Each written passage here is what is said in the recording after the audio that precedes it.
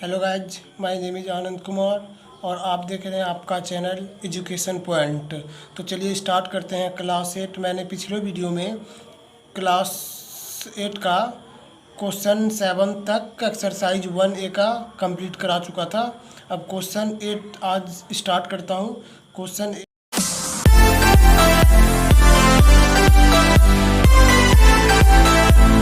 8 में दो तरह से आपको मैं बताऊंगा और ये बहुत लंबा वीडियो बन रहा था, इसलिए मैं इसे शॉर्ट करके आप सबको बता रहा हूँ।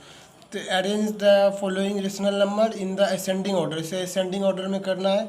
4 में नेगेटिव का 9 दिया हुआ है, नेगेटिव का 5 में 12 और 7 में नेगेटिव का 18 और नेगेटिव का 2 में 3 दिया गया है।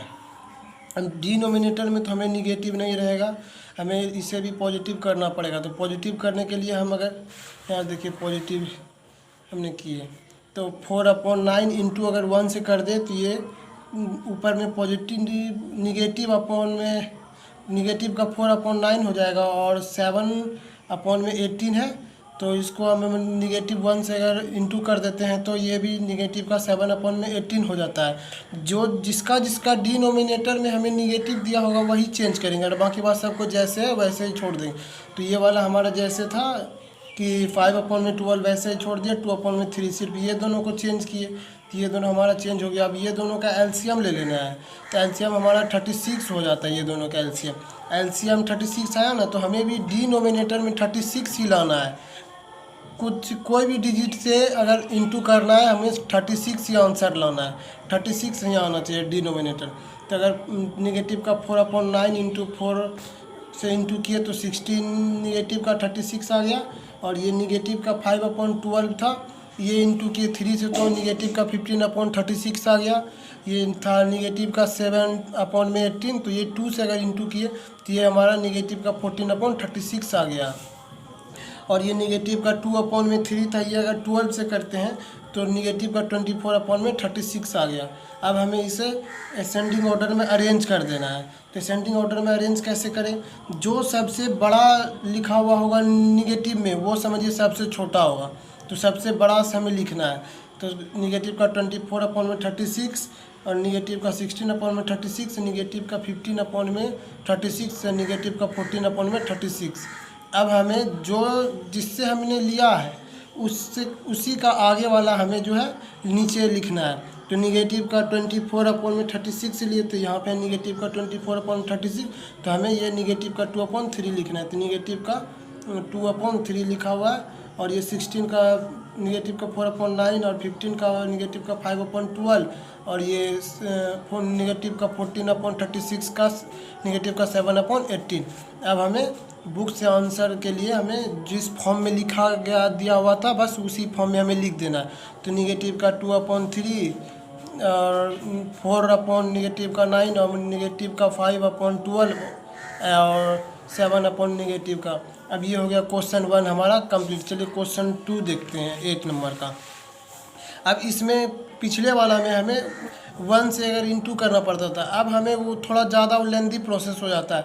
हम डायरेक्ट कर सकते हैं, जैसे कि दिया हुआ है हमारा निगेटिव का 3/4, 5 में निगेटिव का 12 और निगेटिव का 7/16 और 9 में निगेटिव का 24। तो ये दोनों हमारा निगेटिव में है, तो इसे हम पॉजिटिव करेंगे। तो इसमें डायरेक्ट कर सकते हैं, making their denominator, zone zone हमें पॉजिटिव करना है ऊपर में निगेटिव लाना है उसे हम यहाँ लिख देंगे। तो 5/12 लिख दिए और 9/24 लिख दिए, तो ये हमारा पॉजिटिव विगेट। अब सबको जो है पॉजिटिव हो जाएगा, सबको डिनोमिनेटर ऊपर चला आया। अब हमें एलसीएम ले लेना है, किसका? इसका तीनों का। 4, 12, 16, 24 तीनों का एलसीएम हमारा हो जाता है 48।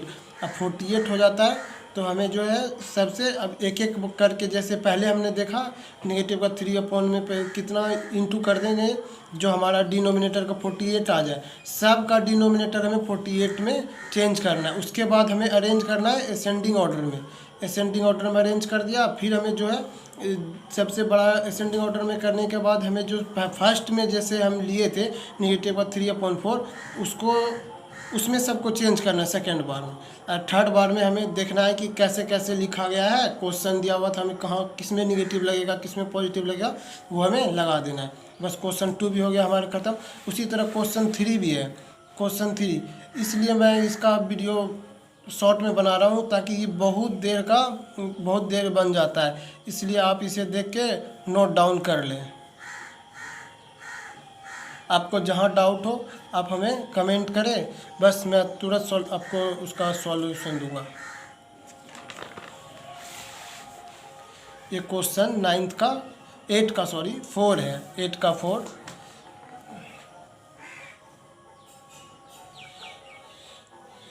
एट का 4 दिया गया है। ये असेंडिंग ऑर्डर में ऐसे ही सेम सबका सेम ही प्रोसेस है, इसलिए मैंने आपको शॉर्ट में बताया है, नहीं तब तो मैंने सबका फुल एक्सप्लेन कर देता। ये 9 का arrange the following rational number in the descending order, इसको जो हमें डिसेंडिंग ऑर्डर में अरेंज करना है, बस उसी प्रकार है। क्वेश्चन 8 था हमारा असेंडिंग ऑर्डर और ये हमारा डिसेंडिंग ऑर्डर है, तो हमें भी इसमें जिसमें निगेटिव का दिया होगा, निगेटिव का साइन, तो उसको हम पॉजिटिव कर सकते हैं। तो हमें एक ही को निगेटिव का साइन दिया तो इसको हम पॉजिटिव यहाँ पे कर चुके हैं, ठीक है। अब हमें सबको अरेंज कर दिए, सबका ऊपर निगेटिव लेके चल गए नोमिनेटर में। अब हम सबका एलसीएम ले लेंगे, एलसीएम लेते हैं तो इसका 6 आ जाता है, एलसीएम लिए तो 6। अब सबको इंटू कर देना है, जैसे सबका डिनोमिनेटर में 6 आ जाए, बस सबको ऐसे ही इंटू कर दिए हैं।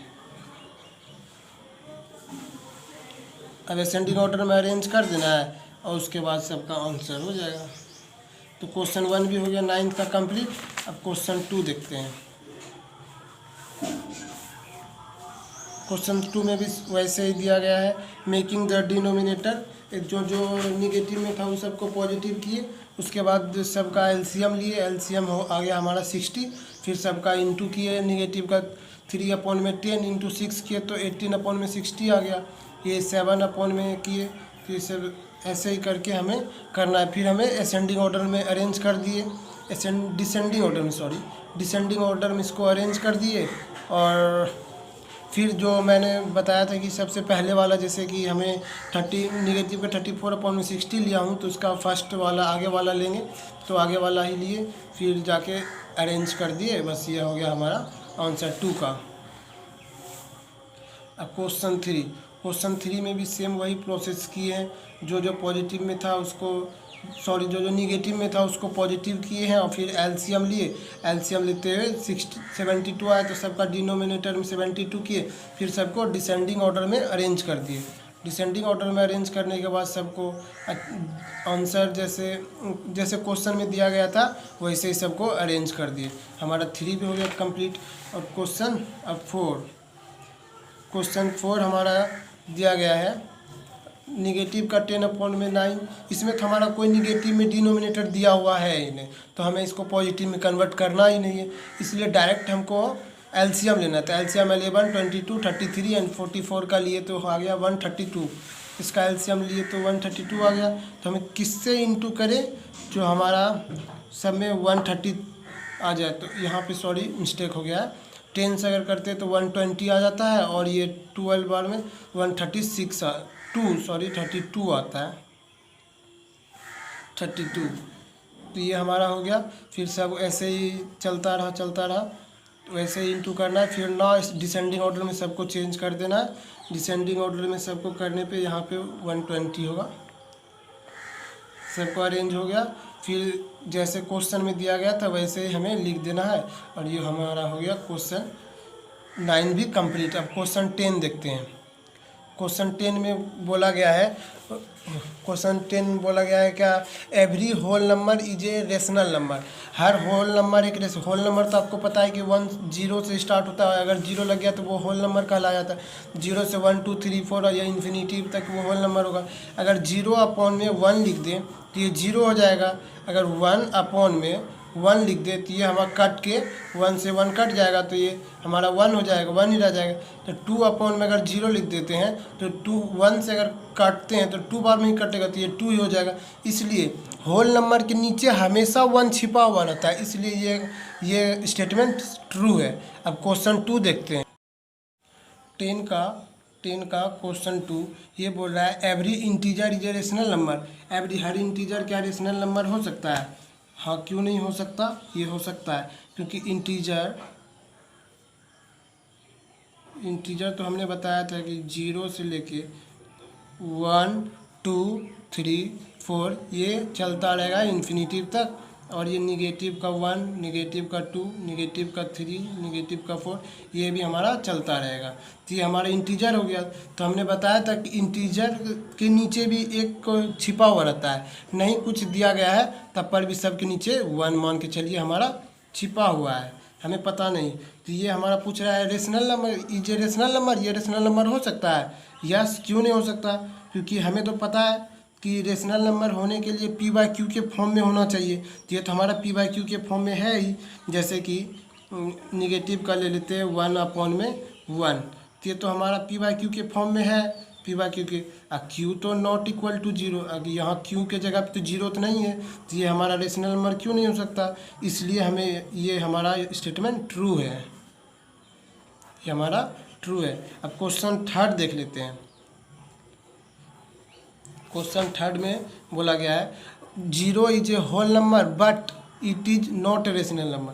हाँ, 0 तो होल नंबर है ही, लेकिन इसमें not rational number, rational number का बात नहीं कर रहा है। तो क्या ये रेशनल नंबर है? यस, ये रेशनल नंबर है, क्योंकि लेकिन नॉट का बात बोल रहा है, तो ये तो नहीं हो सकता है। 0 में अगर 0 किए तो ये 0 हो जाता है। जैसे 0/7 करते तो ये 0 हो जाता है। अगर 1 में अगर 0 कर दिए, 0 तो हमेशा डिनोमिनेटर में नहीं आया, तो ये तो हो जाएगा नॉट डिफाइन।